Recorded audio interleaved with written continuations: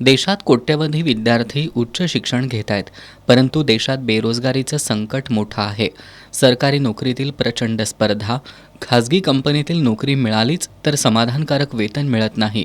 अशा बेरोजगार तरुणांना परदेशातील शिक्षणाच्या नोकरीच्या संधी यावर ओबीसी जनमोर्चा प्रणित राजर्षी छत्रपती शाहू करिअर गायडन्सच्या वतीनं रविवारी 4 मे रोजी जिल्हा मुख्याध्यापक संघाच्या सभागृहात सकाळी 10 ते 4 या वेळेत तरुण तरुणींना मार्गदर्शन केलं जाणार आहे.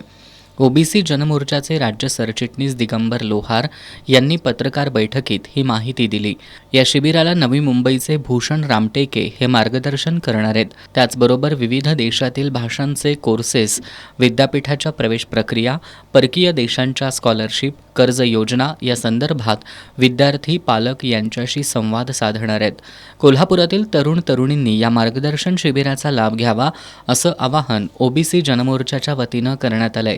पत्रकार बैठकीला शिवाजी माळकर, ज्ञानेश्वर सुतार, विजय घारे, सुनील गाताडे, चंद्रकांत कोवळे, बाबासाहेब काशीद, मोहन हजारे, सुनील महाडेश्वर उपस्थित होते.